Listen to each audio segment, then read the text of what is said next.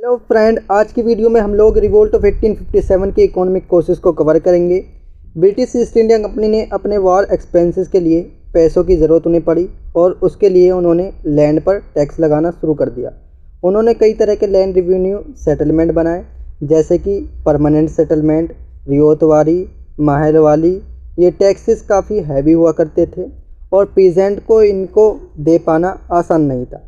ऐसे में टैक्स पे करने के लिए मनी लेंडर से पैसे उधार लिए जाते थे और मनी लेंडर्स के पैसों से ब्रिटिशर्स को टैक्स जमा किया जाता था। बट मनी लेंडर्स का उधार उनके सिर पर लगा रहता था और जब भी मनी लेंडर्स का उधार नहीं पे कर पाते थे, ये मनी लेंडर्स उन्हें अपनी ज़मीन से इवेक्ट कर देते थे, उनकी ज़मीन छीन लेते थे। तो आपने देखा कि किस तरह रिवेन्यू सेटलमेंट की वजह से ईस्ट इंडिया कंपनी ने पीजेंट की हालत ख़राब कर रखी थी। इसकी वजह से पीजेंट्स लैंडलेस हो गए थे। अब बात करते हैं आर्टिजन्स की, या फिर ऐसे लोगों की जो हैंडीक्राफ्ट इंडस्ट्री में काम करते थे।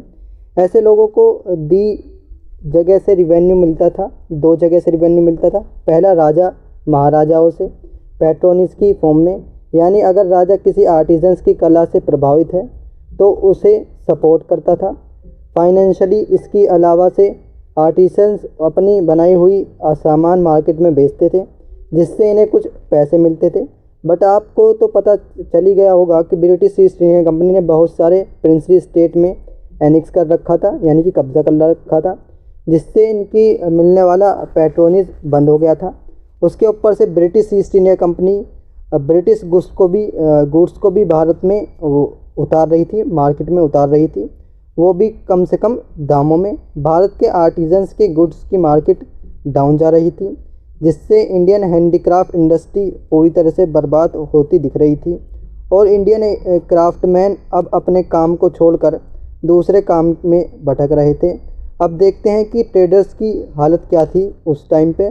ब्रिटिश ईस्ट इंडिया कंपनी के रूल में ट्रेडर्स की हालत जब ख़राब हुई, जब इंडियन गुड्स बेचते थे वो उन्हें हाई टैरिफ पे करना पड़ता था, जबकि ब्रिटिश गुड के लिए ये टैरिफ काफ़ी कम हुआ करता था। अब ब्रिटिश गुड्स इंडियन में बड़ी मात्रा में आने शुरू हो गए और ब्रिटिश गुड्स के लिए इंडियन मार्केट की भी ओपन कर दी गई और भारत के व्यापारी अपना माल भारत से बाहर बेच ही नहीं सकते थे, क्योंकि एक्सपोर्ट ड्यूटी ज़्यादा थी। इसकी वजह से कॉटन और सिल्क, जिसका एक्सपोर्ट अब बिल्कुल बंद हो चुका था, और इसकी वजह से हमारे Indian made goods British goods के सामने टिक नहीं पाए। इंडियन ट्रेड और मर्चेंटाइल क्लास ब्रिटिशर्स की इन पॉलिसी की वजह से बर्बाद होती दिख रही थी।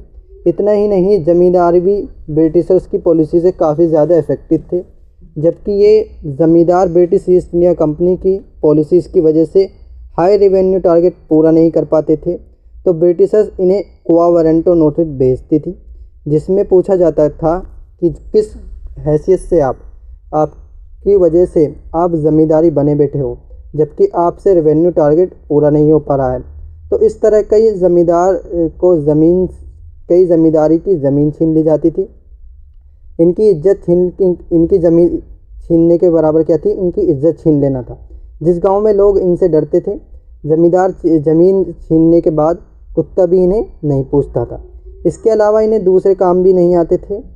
पैसे का इनके पास और कोई दूसरा सोर्स भी नहीं था। ऐसे समझे जैसे ब्रिटिश ईस्ट इंडिया कंपनी ने इनके हाथ में कटोरा थमा दिया हो।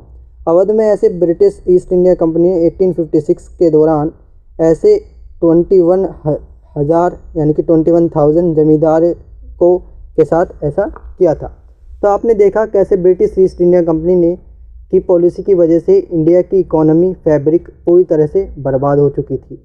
और ऑब्वियस सी बात है कि सोसाइटी के इन सेक्शन में भयानक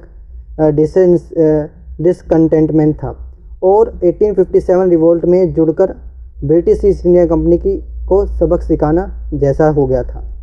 रिवोल्ट ऑफ 1857 की इकोनॉमिक कोर्सेज तो आपने देख लिए। नेक्स्ट वीडियो में हम लोग पॉलिटिकल कोर्सेज, एडमिनिस्ट्रेटिव कोर्सेज और बाकी सारे कोर्सेज को एक ही वीडियो में कवर कर लेंगे। वीडियो इन्फॉर्मेटिव लगा हो तो वीडियो को लाइक करें और चैनल को सब्सक्राइब करें। थैंक यू, जय Hind and have a nice day.